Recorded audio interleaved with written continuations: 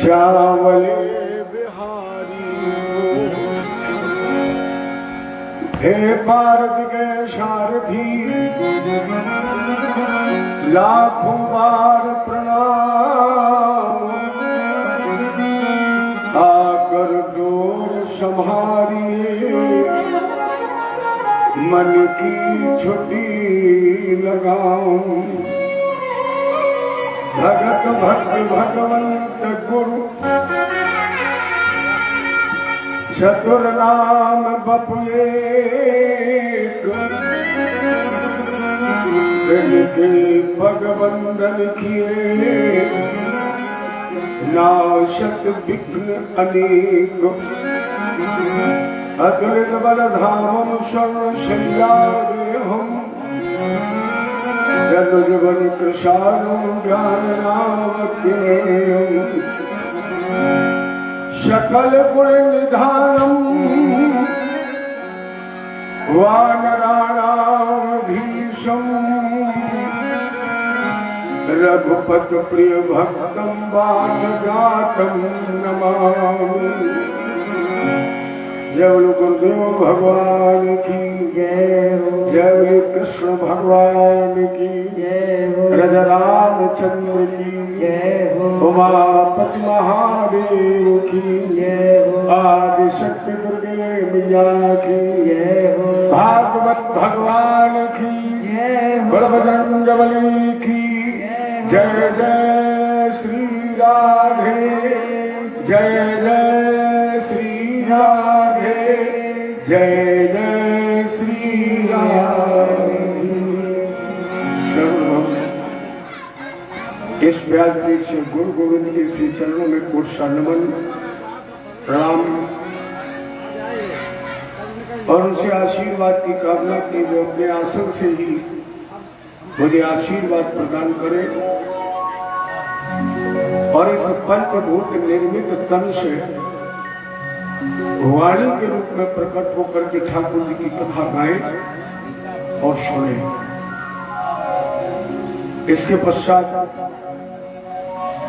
स्थान देवता ग्राम नगर क्षेत्र जहां तक हमारे परीक्षित जी के सानिध्य में ये शोभा यात्रा पहुंची या नहीं पहुंच पाई और समस्त क्षेत्र के देवी देवताओं का इस व्यासपीठ से आह्वान क्या करें, यथोचित आसन ग्रहण करें और भगवान के दिव्यतम कथा को श्रवण कर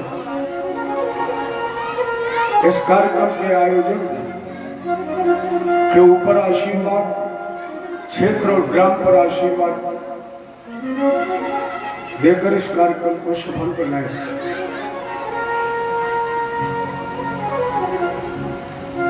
इसके बाद हम परीक्षित जी के माता पिता गुरु गोविंद और इनके पितरों का मान करते हैं। यथोचित आसन ग्रहण कर भगवान की कथा आज से 17 तारीख तक सुनकर स्वयं का जीवन भी धन्य बनाए और हमारे परीक्षित जी पर कृपा करें। जहां तक मेरी जानकारी है कि इस कार्यक्रम का मुख्यतः आयोजन हमारी बहन जी ने किया है। अभी तक हम उस बहन जी से परिचित तो नहीं हो पाए। अगर कोई यहाँ बैठी हो तो जरूर हाथ उठाकर मुझे संकेत दे जिन्होंने इस कथा का आयोजन कराया है। हाँ, बस सब हमने जान लिया और हम भागवत जी से प्रार्थना करते हैं कि आपके माता पिता, आपके गुरु, आपके गोविंद, आपके पितर, आपके पतिदेव, इन सभी का व्यासपीठ से सादर आह्वान है क्या कर अपना अपना यथोचित आसन ग्रहण करके 17 तारीख तक श्रीमद् भागवत की अमर कथा सुने। इसके पश्चात यहाँ तक आवाज पहुंच रही, जो हमारे श्रोता बंधु बैठे हुए हैं, जो माताएं बहनें हमारी यहाँ, जो बच्चे बैठे हुए हैं, इनके भी माता पिता गुरु गोविंद, इनके पितरों का, इनके पूर्वजों का आवाहन क्याईस भगवतम दिव्यतम श्रीमद् भागवत के महापांडाल में और मोक्षगामी श्रीमद् भागवत की अमर कथा सुने और सुनकर उपस्थित जन समुदाय को आशीर्वाद प्रदान करें। जैसे हमारा आपका ये कार्यक्रम बिल्कुल निर्विघ्न रूप से समाप्त हो और हमें आपको इनकी कृपा प्राप्त हो। इस आह्वान के साथ चले हम अपने गुरु गोविंद से निवेदन करें, उनका आशीर्वाद प्राप्त करें और इसके बाद यथामति यथाधिकम जो मुझे गतिमति जो ज्ञान जो बुद्धि मेरे माता पिता ने मुझे दी, मेरे गुरु ने दी, गोविंद ने दी, आप जैसे विद्युत समाज ने जो मुझे ज्ञान दिया, वो ज्ञान आपका दिया हुआ मैं आपको समर्पित करूं। आप लोग अपने माता पिता गुरु गोविंद के दिए हुए ज्ञान के अनुसार भगवान की कथा गाएं और सुने। निमित्त आप हैं, माध्यम हम हैं और कृपा हमारे गोविंद की है। इन्हें सभी लोग मेरा सहयोग करें और उनसे कहें, मुझे तूने मान बहुत कुछ दिया है,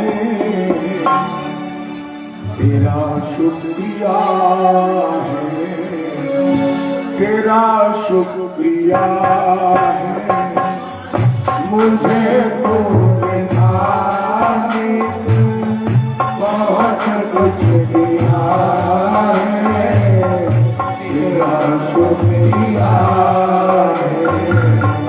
तेरा शुक्रिया है। मुझे तूने मान बहुत कुछ दिया है, तेरा शुक्रिया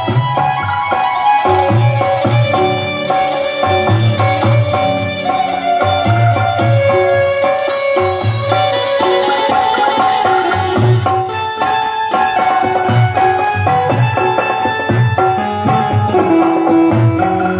है।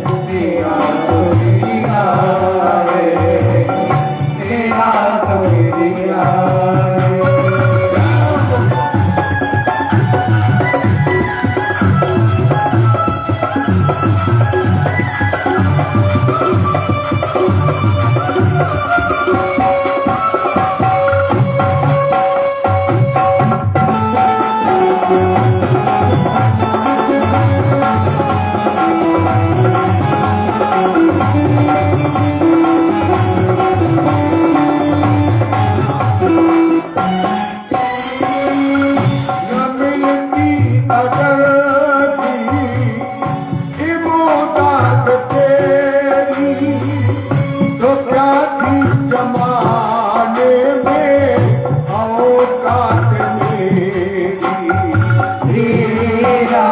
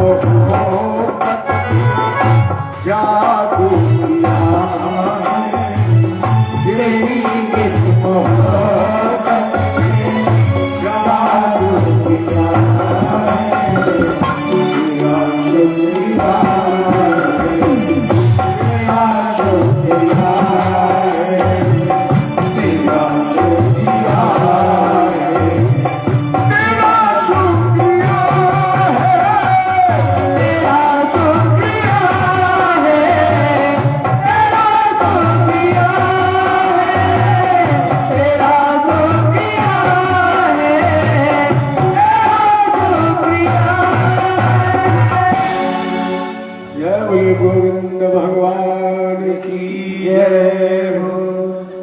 हम सभी बड़भागी हैं, क्योंकि कोट जन्म समुद्र ने अथवा बहु जन्म समझते ने बहुत से जन्मों के जब पाप नष्ट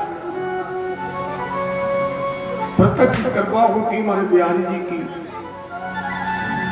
रास राजेश्वरी राधा जी की, कदा भागवतम लभे, जब भागवत जी की कथा का लाभ प्राप्त होता है।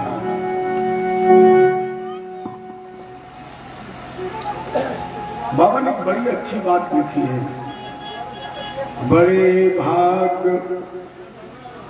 मानुष तन भावा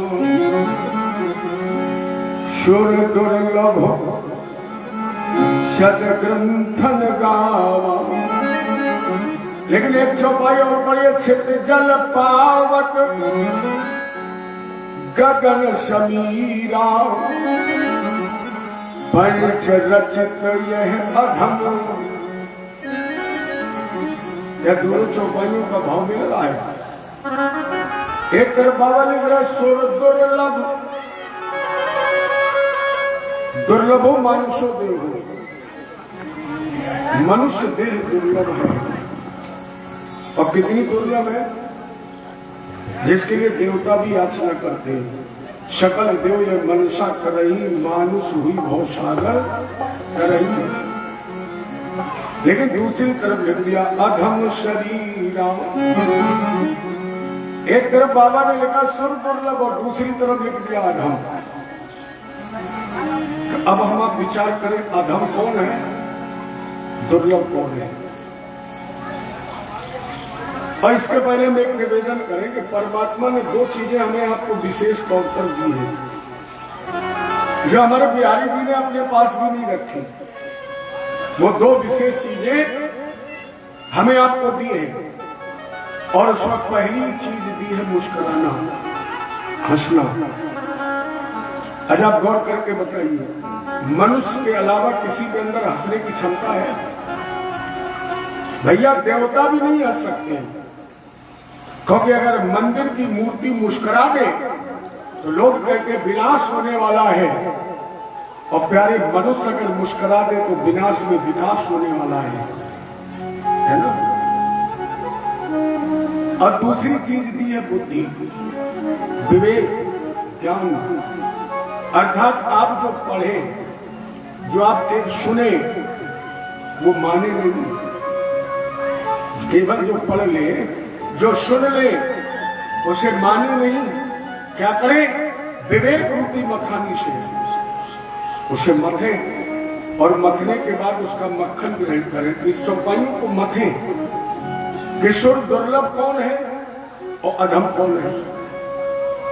अरे मेरी समझ में अधम की चर्चा पहले कर ली जाए, क्योंकि बाबा गोस्वामी जी ने पहले दोस्तों की ज्यादा वंदना की है। अधम कौन है? चाणक्य जी ने हितोपदेश पुस्तक में एक श्लोक लिखा है, आहार निद्रा भय मैथुनञ्चै श्यामानि चैदान नृणां पशूनां ज्ञानेन अधिको विशेषो ज्ञानेन हीनां पशुभिः समानम्।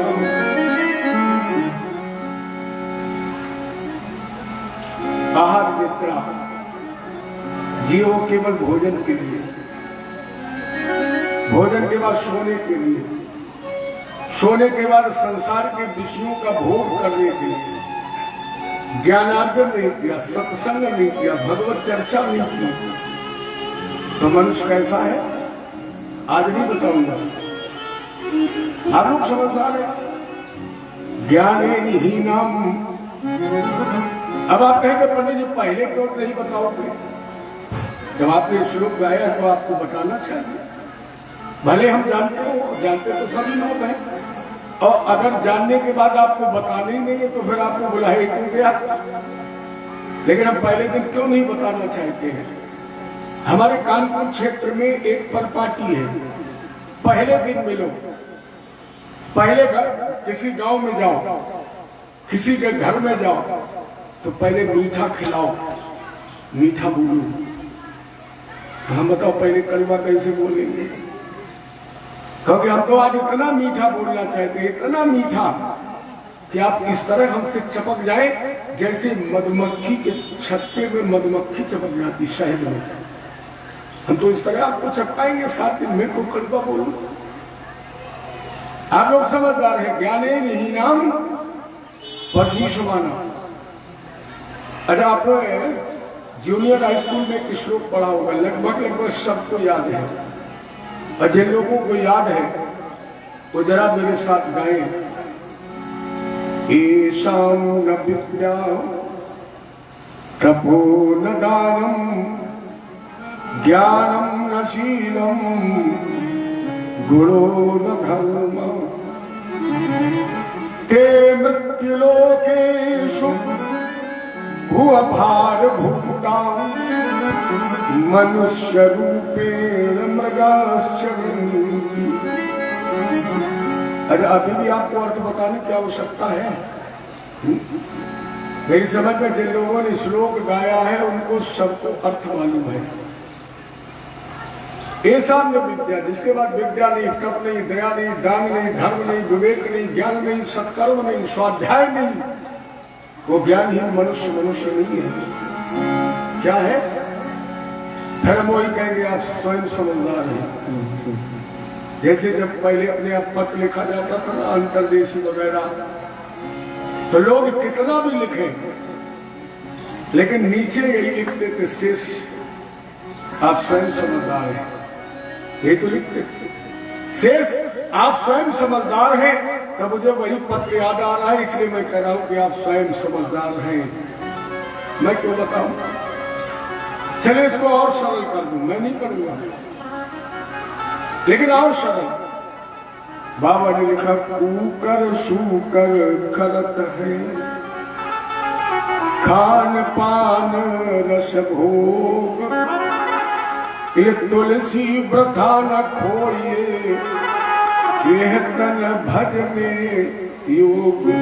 ये तन भजन करने के योग है, और अगर भजन न किया तो ऊपर वाली लाइन नीचे गा लेना, हम थोड़ी कह रहे हैं। अगर भजन न किया तो ऊपर वाली लाइन नीचे गाना, कूकर सूकर करत है, खान पान रस भोग, ये भैया तुलसी व्रता न खोइए, ये तन भजने। तो अधम कौन है? स्पष्ट हो गया, अधम कौन है। अब दुर्लभ कौन है? ये तो अधम की चर्चा हो गई, आज निद्रा बहन खुला। दुर्लभ कौन है? बोले सोई पावन, बाबा ही लिखा रहे, अरे सोई पावन सोई सुभागे सकीरा,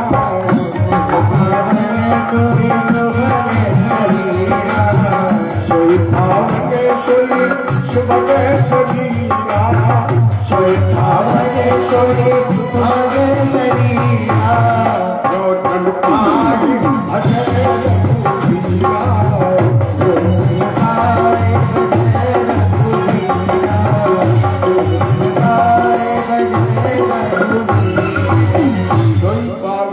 शुभग शरीरा, जो तन पाई भजे रघुवीरा।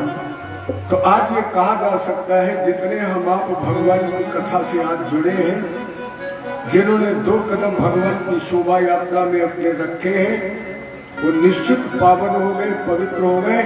वो उस तन के अधिकारी हो गए जो देह जो दुर्लभ है। 83,99,999 योनियों के फंदे को काटकर ये नर्तन मिला है। कितना? 83,99,999 योनियों में भटकने के बाद ये देव दुर्लभ हमें आपको मिली है। मानो बन गए हो करनी संहारियो, हीरा जन्म ना बिगाड़ियो। मानो बन गए हो करनी संहारियो, हीरा जन्म ना बिगाड़ियो। ज्यादा नहीं तो इतना कहना तो शंको कमानियो, हीरा जन्म ना बिगाड़ियो। मानो तन बड़ा अनमोल, या मानो तन बड़ा अनमोल, सबसे मीठी बानी बोल। कहे बैठे हो राम को पुकारियो, कहे बैठे हो राम को पुकारियो, हीरा जन्म ना बिगाड़ियो। ये मानो तन अनमोल। और जब इस तन पर कृपा की तो 3 रत्न है हमारे आपके हाथ में। वर्तमान में 3 रत्न है। पहला रत्न ये मनुष्य शरीर, ये पहला रत्न है। दूसरा रत्न शुद्ध धारा और लक्ष्मी, पापी के घर हो संत समागम, हरि कथा तुलसी दुर्लभ। पहले तो शुद्ध दुर्लभ, पहला रत्न ये भी दुर्लभ है। दूसरा रत्न संत समागम, संत का सानिध्य। कभी अब मोई भा भरोसा मन का बिना हर कृपा मिले नहीं, बिना भगवान की कृपा का। अब हो सकता है आप लोग अपने आसपास देखें कि हमें कोई संत तो दिखाई नहीं पड़ रहा है, हो सकता है आप लोग कह रहे हो। कभी एक धारणा हमने आपने बना रखी है, बोले संत वो है जो गेरुआ कपड़ा पहन ले, संत वो है जो घर परिवार छोड़ दे। लेकिन शास्त्रों में ये परिभाषा नहीं है। शास्त्र में परिभाषा सत्येन रक्षिता इत स संता, जो सत्य की रक्षा करता है वो संत है। अथवा धर्मेण धार्यते इत स संता, जिसने अपने कंधों पर सनातन धर्म को धारण कर रखा है वो संत है। तो वो गाड़ी रखा है, वो न रखा है, घर परिवार त्यागा हो न त्यागा हो, गोरा काला देसी विदेशी, छोटा बच्चा बड़ा, अगर सत्य और धर्म की रक्षा कर रहा है तो वो संत है। और ऐसा संत बगैर भगवान की कृपा के नहीं प्राप्त होता है।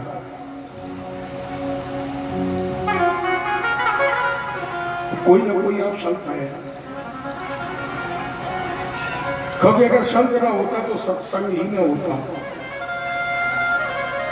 और अगर कोई संत नहीं है तो भी एक संत तो ऐसा है जो आयोजक के हृदय में उसी दिन बैठ गया जिस दिन उसने ये विचार किया होगा तो ये कथा करानी है। और वो संत कौन है? अब मोहि भाव भरोसा हनुमंता। कौन है वो संत? अनंत बलवंत हनुमंत महाराज। उन्होंने बीड़ा उठा रखकर राम कार्य कीने बिना मोह कहा विश्राम। तो इस दिन वो भक्त के हृदय में बैठ जाते हैं जिस दिन उसके मन में ये भावना उठती है कि मुझे भगवान की कथा करानी है। उसी दिन से वो दिल में बैठ जाता है और दिमाग में 24 घंटे एक ही मंत्र फूकता है, जल्दी करो। फिर कोई बात नहीं सोचती, बोले जल्दी करो। संत समागम हरि कथा, भगवान की कथा भी भगवत कृपा से बगैर प्राप्त नहीं होती है। तो अब आप देख लीजिए, 3 रत्न है आपके पास।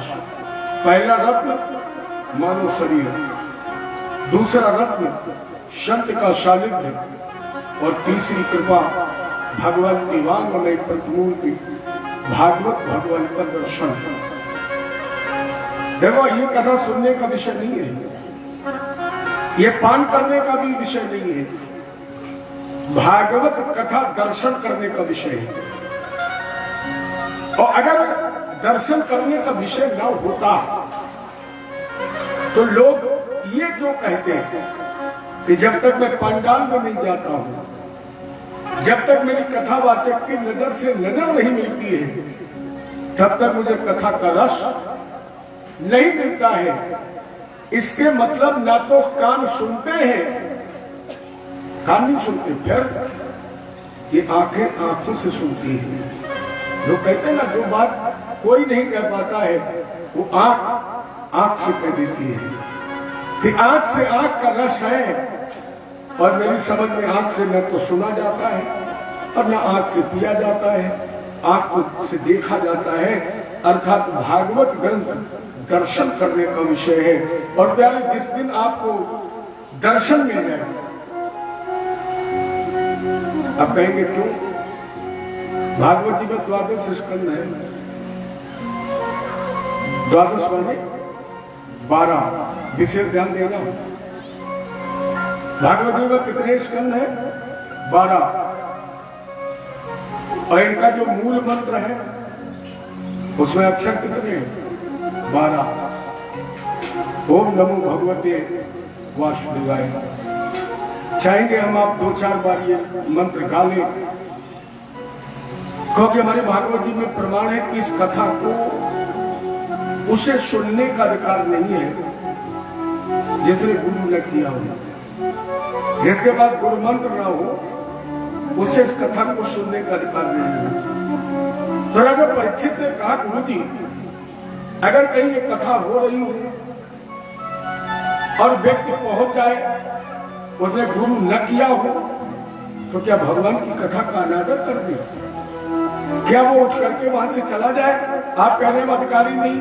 सुखदेव जी ने कहा नहीं, वो जब आसन पर बैठ जाए तो कम से कम 12 बार इसी 12 अक्षर मंत्र का जाप कर ले, और अगर 12 बार उस मंत्र का जाप कर लेगा तो फिर ये मंत्र ही उसका तब तक गुरु रहेगा जब तक वो किसी गुरु साकार गुरु की शरण में नहीं जाएगा।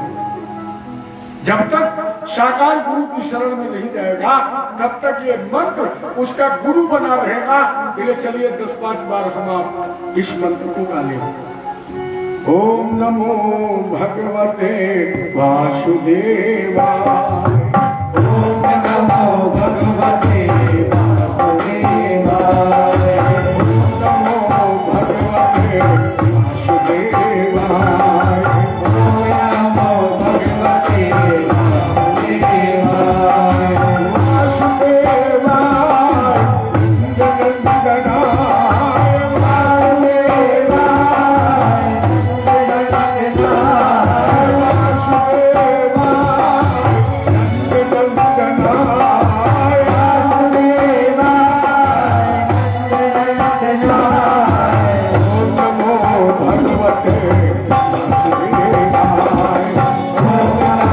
नंदनाय वासुदेवाय। मैं आपसे निवेदन क्या कर रहा था, भागवत जी में कितने स्कंद हैं? 12, 12। अभी जो आप मंत्र गा रहे हैं इसमें अक्षर कितने हैं? 12। और अगर आपने द्वारका धाम की परिक्रमा की होगी न की होगी तो भी भागवत जी में एक प्रमाण है। इति समंत्र भगवान दुर्गा 12 योजनम। इति समंत्र भगवान दुर्गा 12 योजनम। अन्तः समुद्रे नगरे कृतस्नाद्भुतम चीकरत्। भगवान जब 18वीं बार जरासंध के सामने से युद्ध मैदान छोड़ करके भागे और विश्वकर्मा के माध्यम से समुद्र के अंतस्थल में एक दुर्ग का निर्माण किया, और उस दुर्ग का निर्माण उसकी नाप कितनी थी? बोले दुर्गा 12 योजनम। कितने योजन थी? 12। अच्छा, आप अपने आप 12 का तो शुभ माना जाता है। अपनी जो सनातन परंपरा है, जो हिंदू धर्म की परंपरा है, उसमें जितने भी शुभ कार्य होते हैं, जितने भी धार्मिक अनुष्ठान होते हैं, वो सब विषम संख्या में, 5 में, 7 में, 9 में, 11 में, 21 में। तो बेटा व्यास जी ने इसको 12 में क्यों लिखा? फिर 12 में क्यों लिखा? भाई बेटा व्यास जी चाहते तो 11 में लिखते, 11 में लिख देते। अच्छा, ज्यादा लिखना था तो 12 स्कंद में, 10वें स्कंद में 90 अध्याय 15-15 करके बांट देते, 15 स्कंद बना देते, 12 में इनको लिखा। अच्छा, इनकी बात छोड़िए, प्रतिबंध हो सकता था, लेकिन भगवान कृष्ण तो पूर्णतम है। अब उन्होंने जब द्वारका का निर्माण कराया तो मेरी समझ में वहां किसी का पट्टा भी नहीं होगा, बिल्कुल स्वतंत्र थे। चाहते तो 21 योजन में, 500 योजन में बसा लेते, लेकिन 12 योजन में ही को बसाया, क्योंकि हमारे आपके शरीर में 12 ही अंग है। ज्यादा दूर मत भटकी, मैं आपको 7 दिन में बहुत दूर नहीं भटकाऊंगा। जहां तक आप भटक कर गए होंगे वहां से मैं वापस आपको यही लाऊंगा। इन तीन में से अगर आपको एक का भी दर्शन हो जाए तो फिर भगवान को ढूंढने की आवश्यकता नहीं है। अगर भागवत जी का दर्शन हो जाए, अंतरात्मा के माध्यम से वाणी गाने लगे ओम नमो भगवते वासुदेवाय, और कभी आपको जीवन में एक बार द्वारका धाम की परिक्रमा करने का गौरव मिल जाए, समझ लीजिए आपको गोविंद मिल गए। फिर आपको ढूंढने की जरूरत नहीं है। क्यों?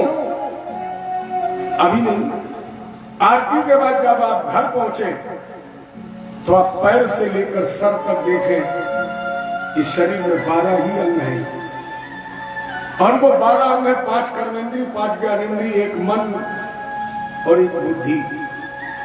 अगर इन 12 अंगों को अलग कर दिया जाए तो शरीर में कुछ बचेगा? 5 कर्मेंद्रिय अलग कर दी जाए, 5 ज्ञानेंद्रिय अलग कर दी जाए, एक मन एक बुद्धि अलग कर दी जाए, तो मेरे शरीर में क्या बचेगा? यही 12 अंग भागवत जी के 12 स्कंद है, यही 12 अक्षर आपके शरीर के 12 अंग हैं, यही 12 अंग द्वारका धाम के 12 योजन है। ये भगवान को कहीं प्यारे बाहर मत ढूंढिए। हमारे बुजुर्ग लोग एक कीर्तन गाते थे, तेरे पूजन को भगवान बड़ा मन मंदिर आदि शान। एक गांठ बांध लीजिए, नोट कर लीजिए इसे, कि जब तक मन मंदिर नहीं बनेगा तब तक इन पत्थरों के मंदिरों में कोई भगवान का दर्शन नहीं होगा। जब तक मन मंदिर नहीं बनेगा तब तक इन पत्थरों के मंदिरों में तुम्हें भगवान का दर्शन नहीं होगा। और जिस दिन मन मंदिर बन जाएगा उस दिन तुम्हें किसी मंदिर में भगवान को ढूंढने जाना नहीं पड़ेगा, जहाँ चाहेगा वही उसका दीदार हो जाएगा। हर सबके मन मंदिर में, सबके मन मंदिर में बसा हुआ भगवान, सबके मन मंदिर में, सबके मन मंदिर में बसा हुआ भगवान, सबके मन मंदिर में, सबके मन मंदिर में।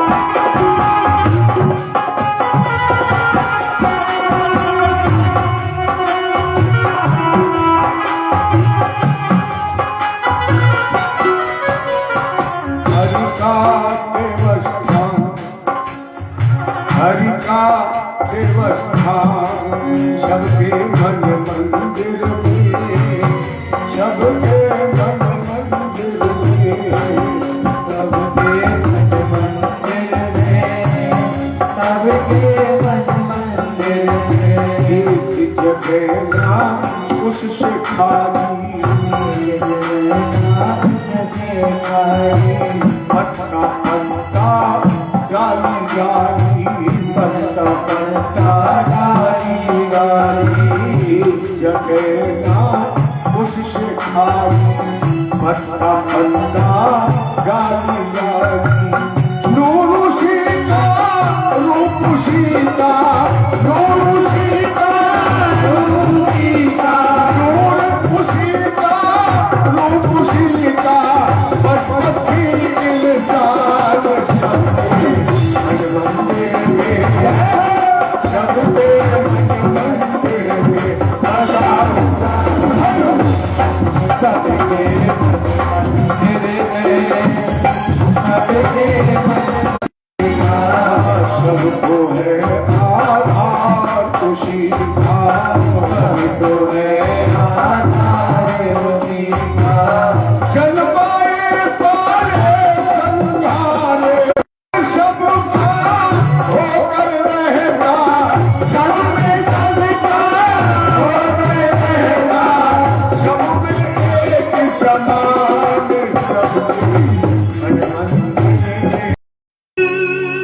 गुनगुनाइए जरा दो चार लाइनें।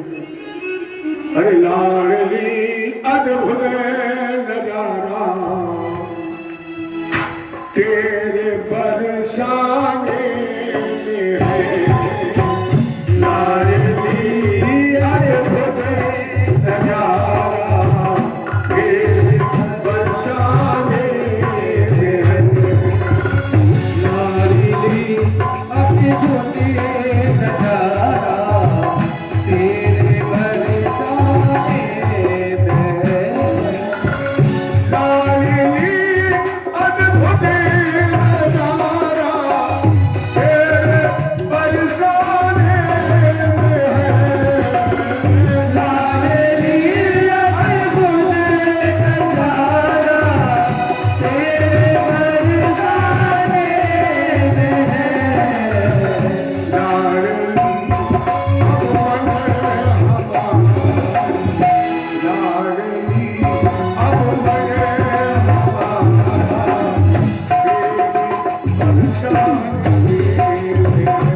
है। लाडली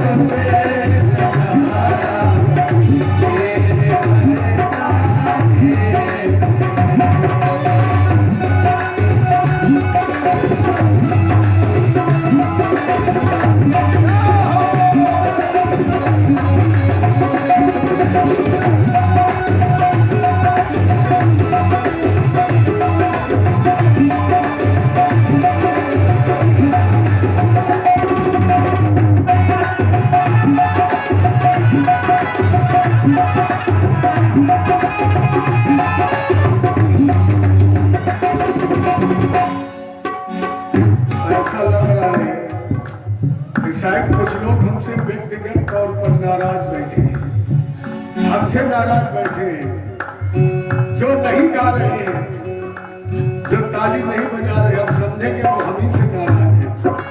ठाकुर जी से तो हो नहीं सकते, शायद वो हम ही से नाराज है। ये समझ रही यूं तो सारे ब्रज में ही है तेरी मीरा का प्रताप। यूं तो सारे ब्रज में ही है तेरी मीरा का प्रताप। और अनोखा ही नजारा, और अनोखा ही नजारा तेरे बरसाने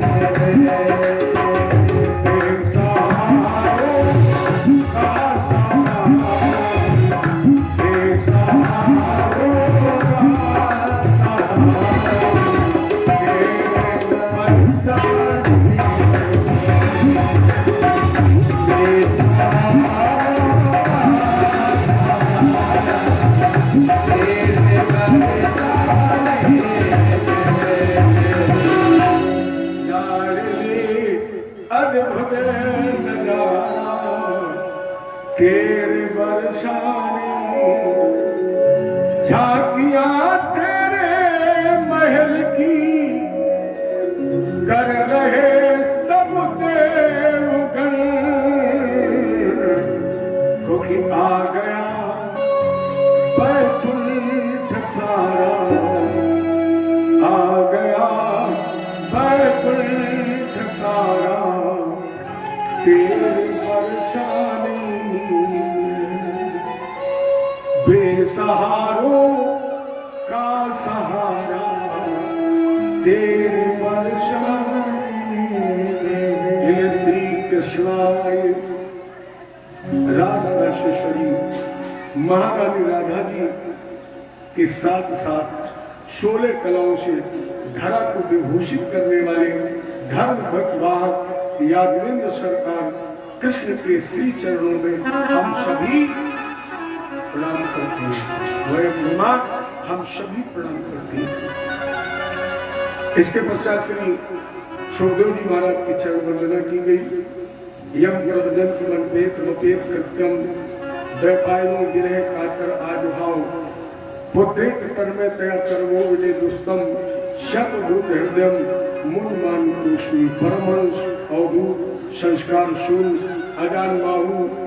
देखो अजान बाहु से कहते हैं जिसके चलते समय हाथ की मध्यमा उंगली पैर के घुटवा के नीचे तक पहुंचती है, इतना लंबा जिसका हाथ हो उसे अजान बाहु कहते हैं। संस्कार शून्य। अरे बताइए, जिसने माँ के गर्भ को ही 12 साल के मंदिर बना लिया हो, जिसने माँ के गर्भ में ही बैठ करके 12 साल तक तपस्या की हो, उसे किसी संस्कार की जरूरत है?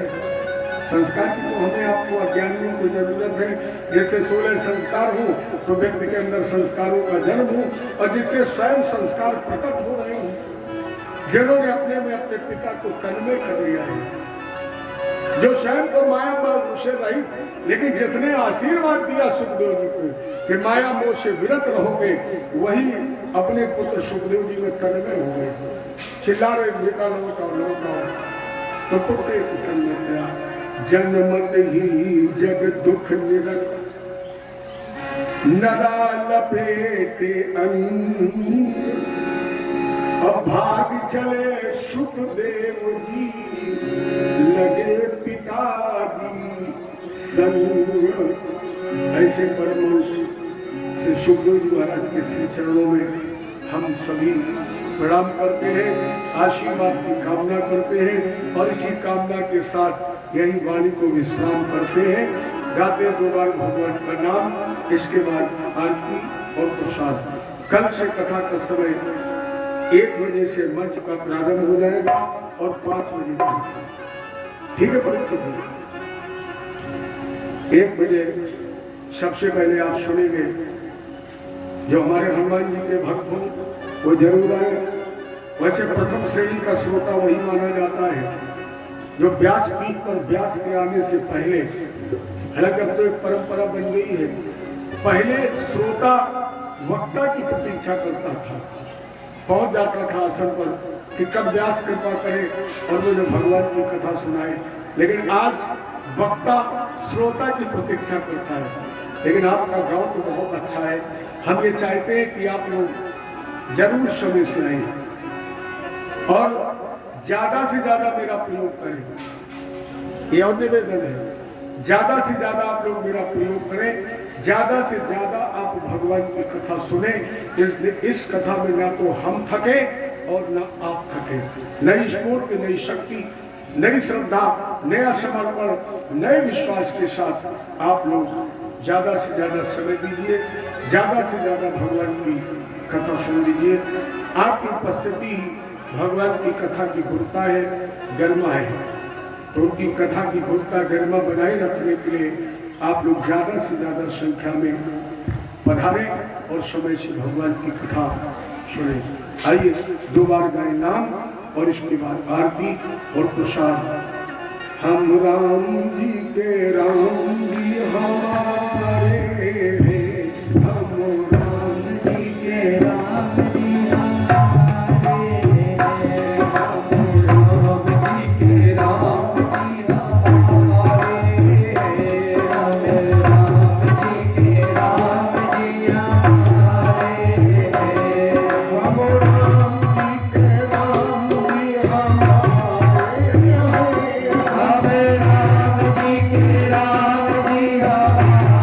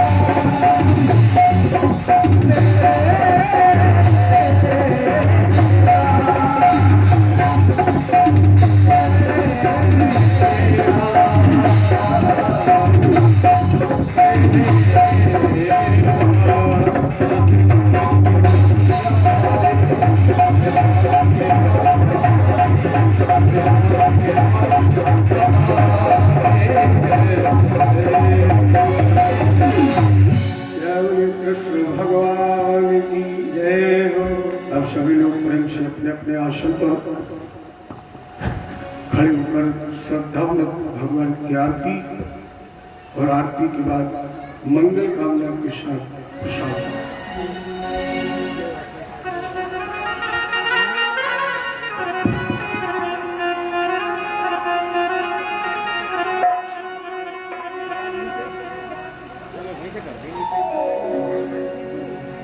हेलो शरी हेलो ज्वालाकरालमृत्युजम्बशेषासुरसूदनन्दशूलं भेद्रभद्रकाली नमोऽस्तुते ज्वालामालिन्यै नमः हारतनेश्वर्यै नमः चन्द्रमा मनसो जातचक्षुः सूरजोऽजायत श्रोत्रादाय सप्राणस्य मुखा अग्निराजायत श्री भागवत भगवान की है आरती पापियों को पाप से है तारती श्री भागवत भगवान की है आरती पापियों को पाप से है तारती श्री भागवत भगवान की है आरती पापियों को पाप से है तारती।